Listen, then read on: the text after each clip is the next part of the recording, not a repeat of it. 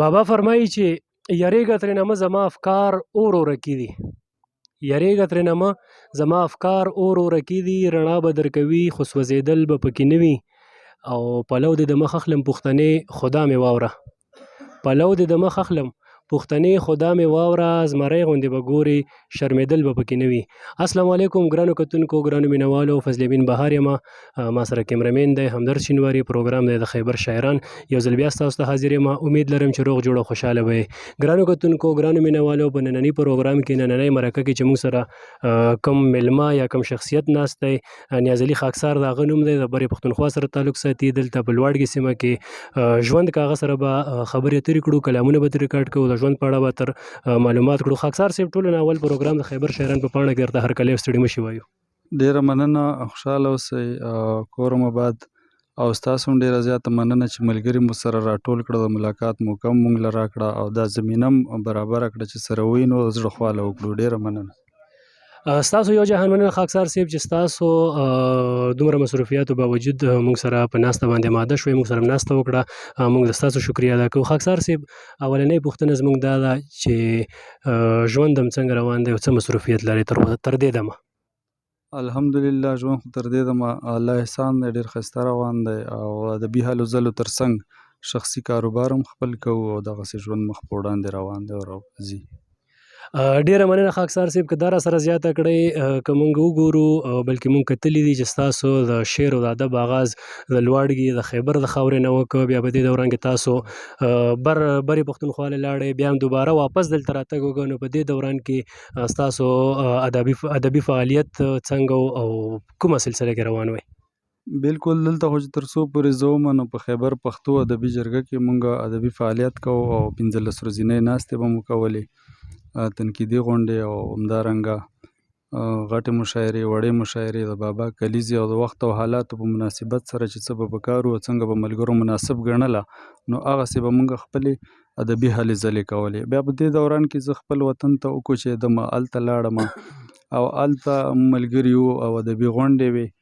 نو هلته زه تقریبا چې 1.5 کال یا 2 کاله د شیکوټ پښتو ادبي جرګې صدر پاتې شوم. هلته م ادبي فعالیت کول او بیا د هغې نه وروسته زه چې واپس لوړګي له راغلم، نو دلته هم د وخت او حالاتو په مناسبت سره او حزب ضرورت او چې چېرته مشاعره ده یا د ملګرو ادبي بنډارونه دي په هغې کې هم برخه اخلو. ډیره زیاته مننه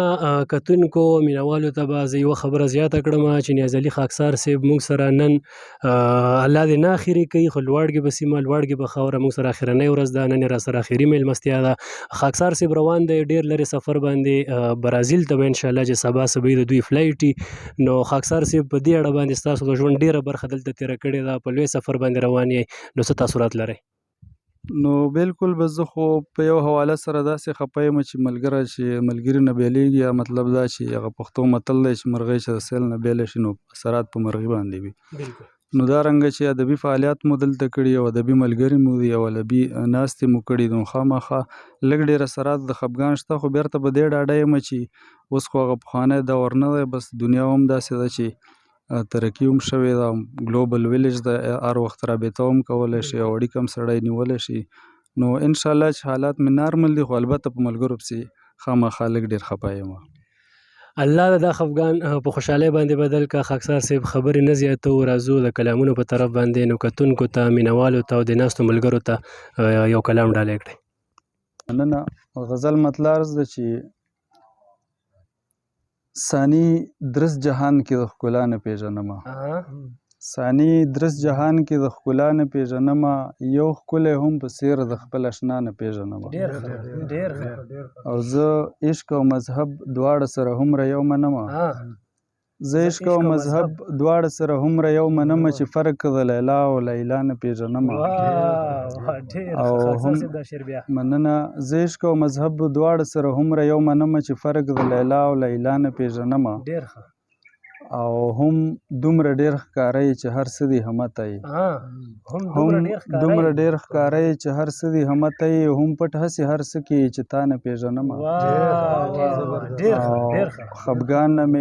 خفګان نه مې د زړه په کور تیاره لکه د شپې ده،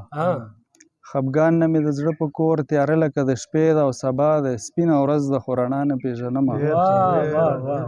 او ملګري په بیل بیل نوم یو بل پېژني خپل منځ کې ملګري په بیل بیل نوم یو بل پېژني خپل منځ کې او ما پېژني په دې نوم چې خندا نه پېژنمه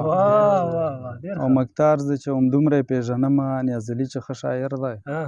همدومره یې پېژنمه نیازلي چې ښه شاعر دی او نور څوک دی اوسېږي چېرته دا نه پېژنمه ډېره مننه بس دومره یې پېژنمه نیازلي چې ښه شاعر دی نور څوک دی اوسېږي چېرته دا نه پېژنمه خاکسار صاحب یو کلام بل ښه د غزل مطلع عرض ده چې ډېر چې خفه شم خپل ارمان سره خبرې کوم ډېر چې خفه شم خپل ارمان سره خبرې کوم په تصور کې د جانان سره خبرې کوم او ستا تګ نه وروسته نور ښه شوی یم بس دومره ده چې ستا تګ نه وروسته نور ښه شوی یم بس دومره ده چې په لار روان یم د ځان سره خبرې کوم او چې سکا ورور سره یو کور کې په دیوال جوړ نه یم چې سکا ورور سره په کور کې په دیوال جوړ نه یم په کومه خوله به د جهان سره خبرې کوم چې سکا ورور سره په کور کې په دیوال جوړ نه یم په کومه خوله به د جهان سره خبرې کوم او چې ځمکه څومره محترمه ده دا نه پوهېږم چې ځمکه څومره محترمه ده دا نه پوهېږم خو لا خوشحال یم چې اسمان سره خبرې کوم او څوک چې په عدم تشدد قانع کړم خوښ عمره یم څوک چې په عدم تشدد قانع کړم خوښ هومره یم لکه چې خپله باچا خان سره خبرې کوم مننه څوک چې په عدم تشدد قانع کړم خوښ هومره یم لکه چې خپله باچا خان سره خبرې کوم او بنیادم ښه ډېر دی خو دا که چېرته یو نیم کس وي بنیادم ښه ډېر دی خو دا که چېرته یو نیم کس وي چې ویاړ پرې وکړي چې انسان سره خبرې کوم او زما د ژوند واړه حساب کتاب همدلته پروت دی زما د ژوند واړه حساب کتاب همدلته پروت دی سهار ماښام د خپل ګریوان سره خبرې کوم او دومره پوهېږم چې زه په هېڅ هم نه پوهېږم که څه هم وخت ناوخت خپل توان سره خبرې کوم او چې زړه مې تنګ شي نو د کلي لیوني راټول کړم او واړه هغلو د جهان سره خبرې کوم او مکتار زه چې بیا که در یاد شوم او خامخا مې خواله راتلی ځنې ازلي به بیابان سره خبرې کوم نیازلي خاکسار صاحب فرمایي چې ستا په دنیا کې بلا خلکو زمانه بغیر زما په دې دنیا کې څوک خو د تا نه بغیر او خوب مې لیده د قیامت ورځ و حساب کېدلو خدای پاک ټول خلک بخلي د مولا نه بغیر خاکسار صاحب وخت هم مختصر دی ستاسو به هم تګ ته په جلتۍ کې یی او موږ غواړو چې تر ماښامه راسره ناست یی خو ډېر به نه پازابو او یو کلام غوښتنه بله لرو حاجي د غزل مطلع عرض ده چې ستوري سپوږمۍ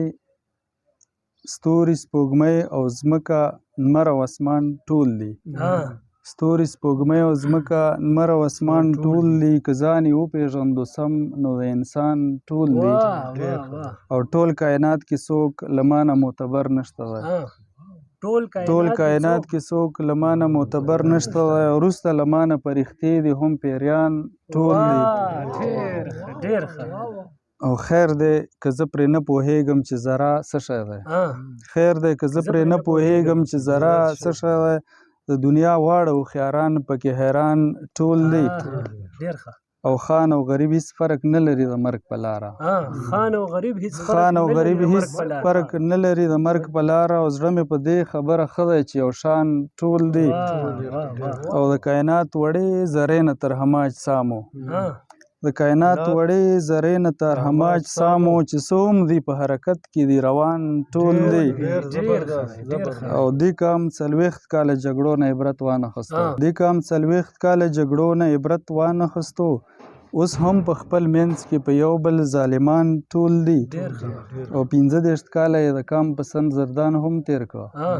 15 کاله یې د کام په سر زندان هم تیر کړ او الزامونه هم په سر د باچا خان ټول دي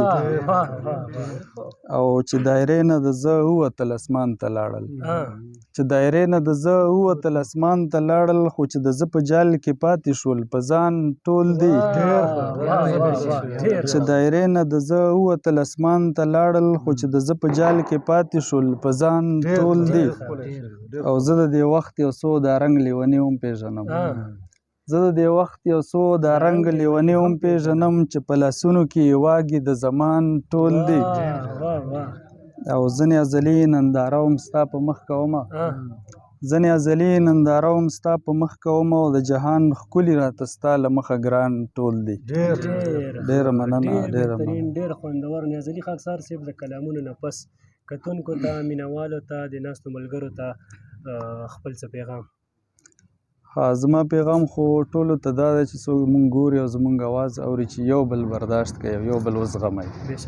بس په مینه او محبت سره ژوند تیر کوي یو بل برداشت کوي حوصله او برداشت ځان کې پیدا کړئ د یو بل د پند قدر وکړئ یو بل وزغمئ ډیره زیاته مننه نیازلي خاکسار صاحب کلامونه خبرې اترې او اخري پیغام تاسو واورېد او کتونکو میلوانو له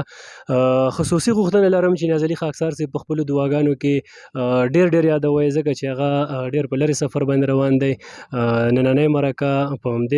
همدې ځای ته پای ته رسي تر بلې مرکې مو په لوی الله سپاره